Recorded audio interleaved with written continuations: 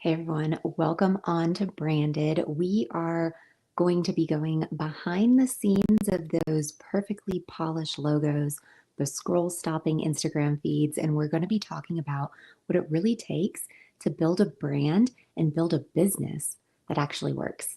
I'm Sarah. If you guys haven't been here before, thank you so much for being here. Today's episode is for you if your brand looks really amazing, but your business feels like it's sort of held together with some duct tape and maybe some like midnight meltdowns. So, we're going to talk about what happens when the brand is beautiful, but the business is just a little bit broken. So, let me paint a picture for you here. You've invested hundreds, maybe thousands in your brand photos. Your color palette is just like super fresh. Your logo is clean. Your website is gorgeous.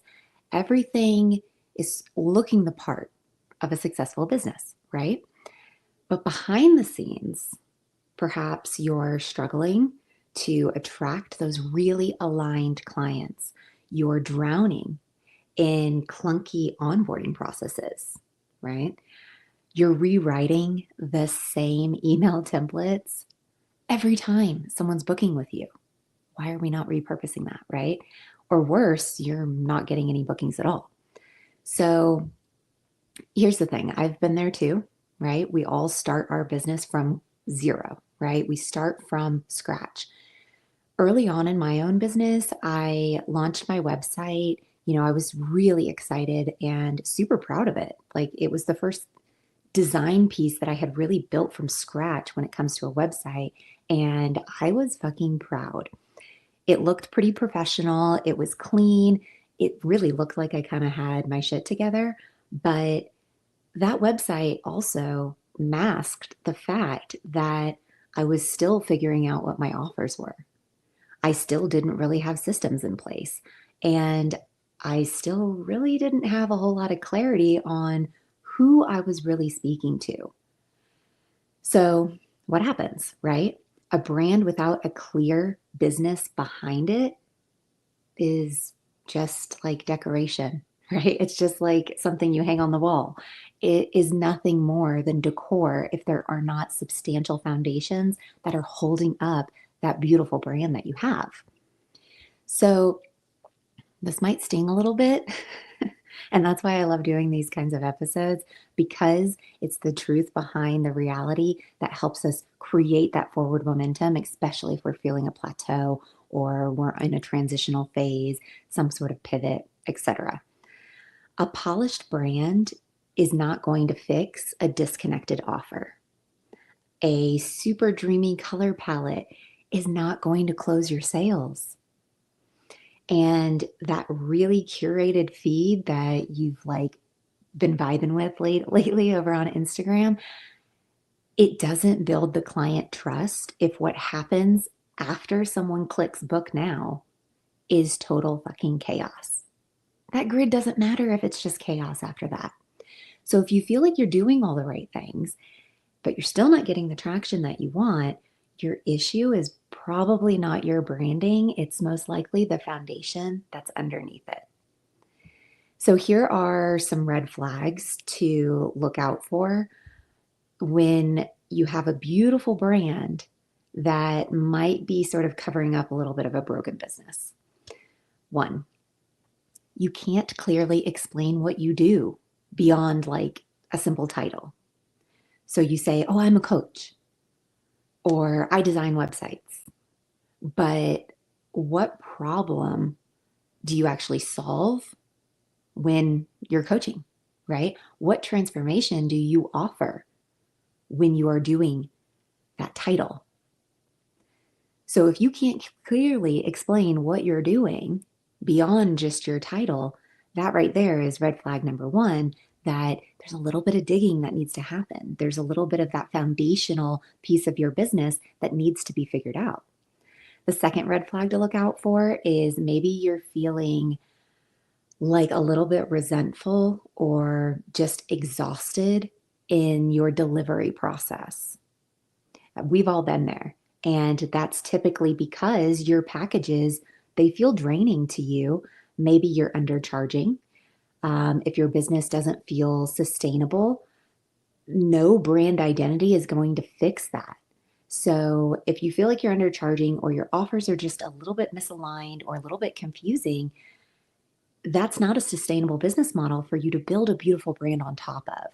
So figuring out what's your delivery method? What are these offers that you have and how do they actually answer that question of what it is that you do?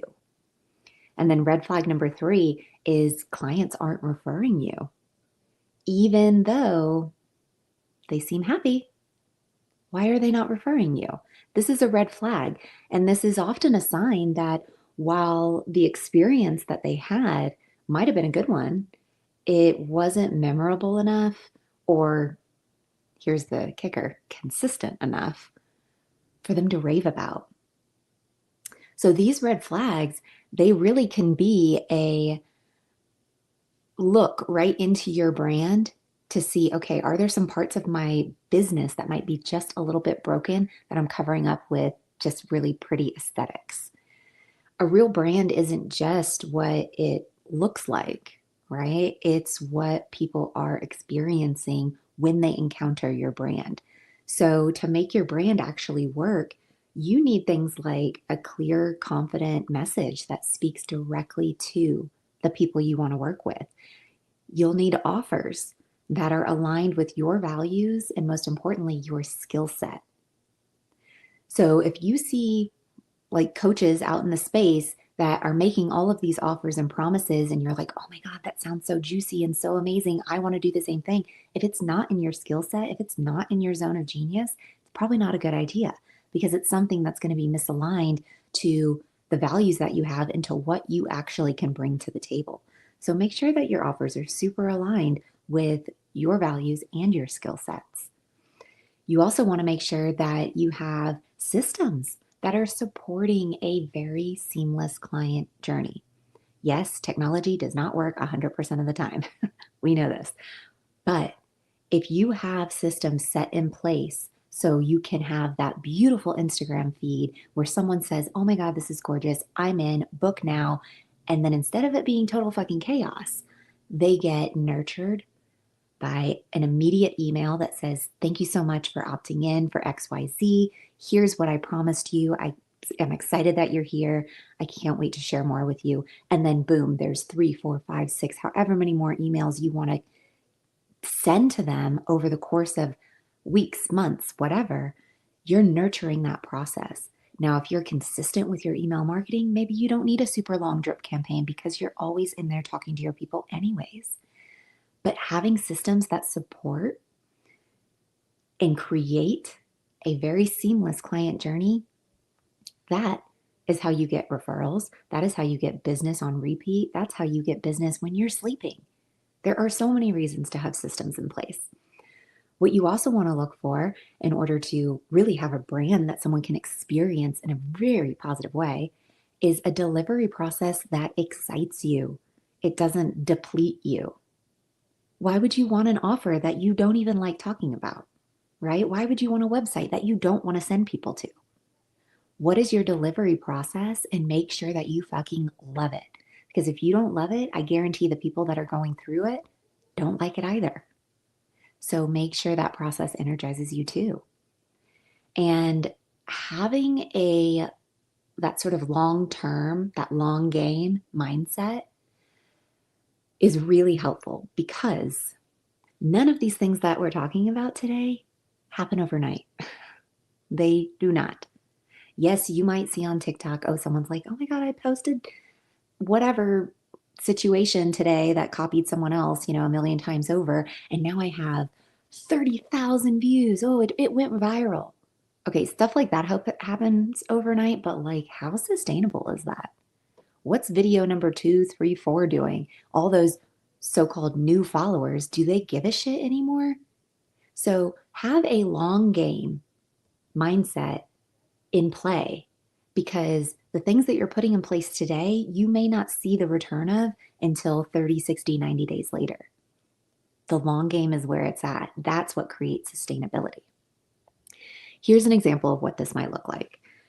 So let's say a client comes to me and they have a really stunning brand vision for themselves, right? They know exactly what they want for their brand. They know what it should look like.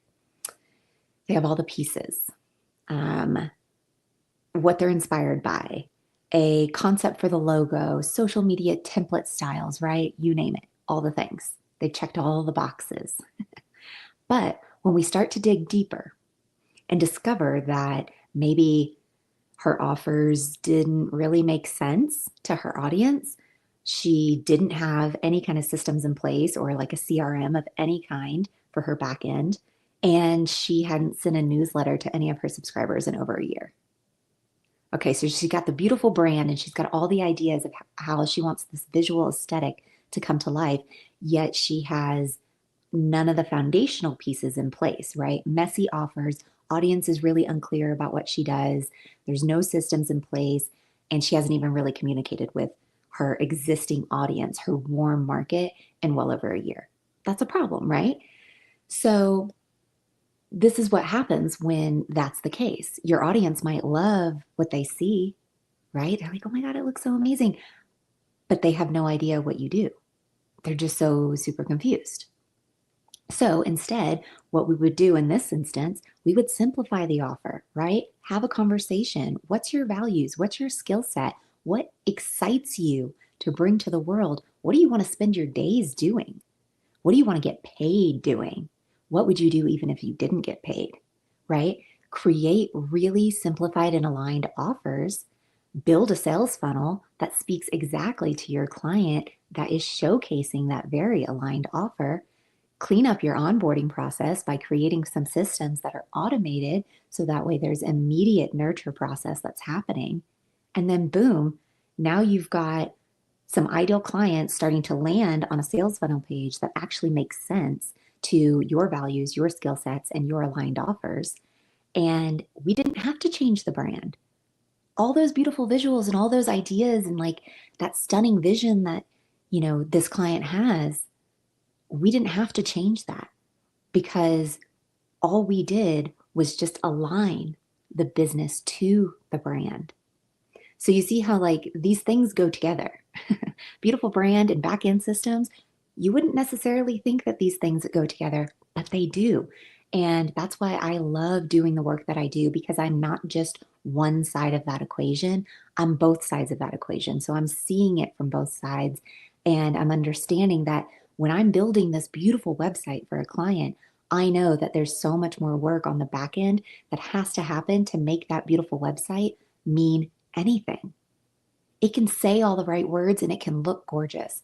But if you're not excited to share it and it doesn't have the backend systems to support it, then it's not going to perform the way you want it to.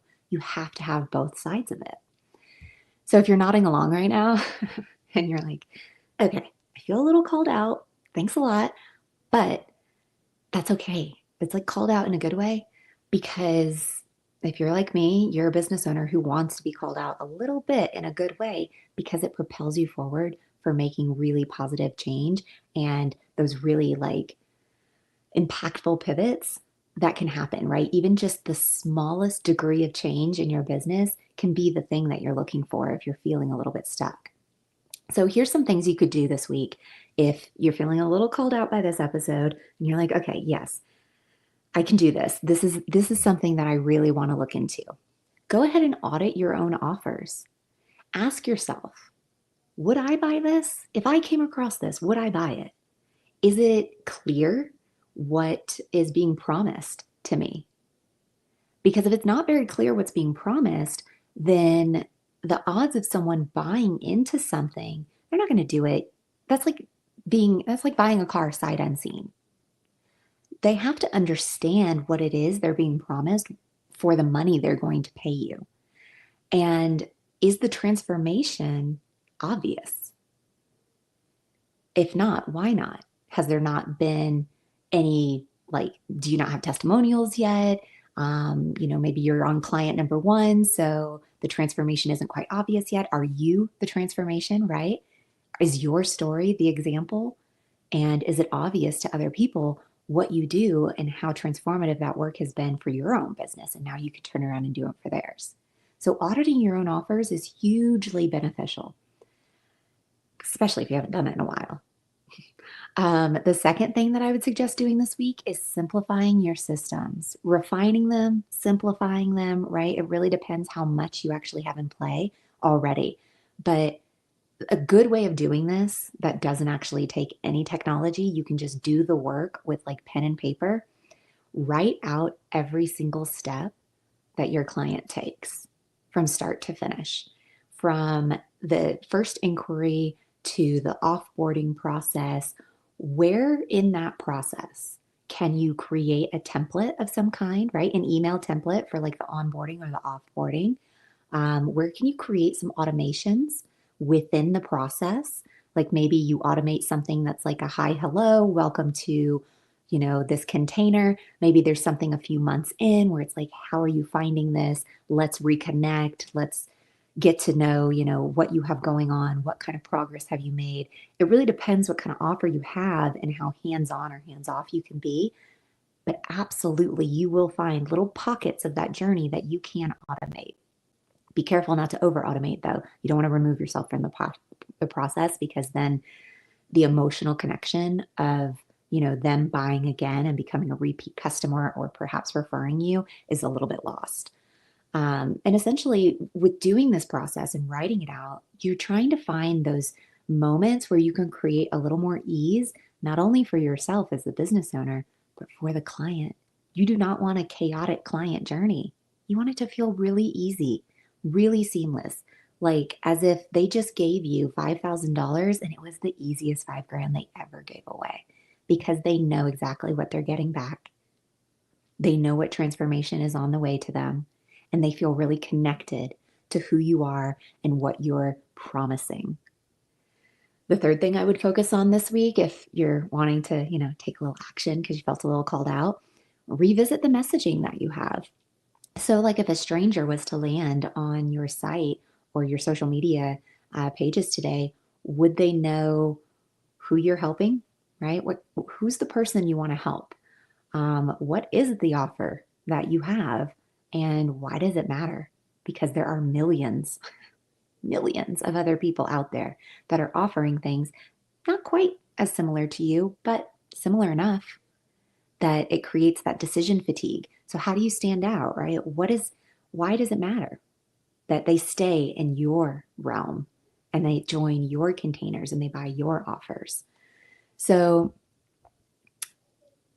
this is a good time to like tighten up, especially at the time of this recording. We are in the month of August, and this can be a somewhat slow and busy time of year, right? It's a little bit slower when it comes to your sort of everyday business, go, go, go, day to day things, but it's a little busier because maybe you have more family hanging around. You guys are going on vacations, kids are about to go back to school, all of these things. So, this is a perfect time to tighten up. And if you caught one of our recent episodes, I was talking about what you could do if you find yourself with some downtime, right? It's kind of rare that you have a slow season, but summertime sometimes can be that slower season. And that is a great time to kind of go back to basics and make sure that the foundation of your business is really fucking solid. Because, I mean, you don't want just a beautiful brand in a broken business. You want a beautiful brand in a successful business. So this isn't about shaming anybody, right? Shame is never the game.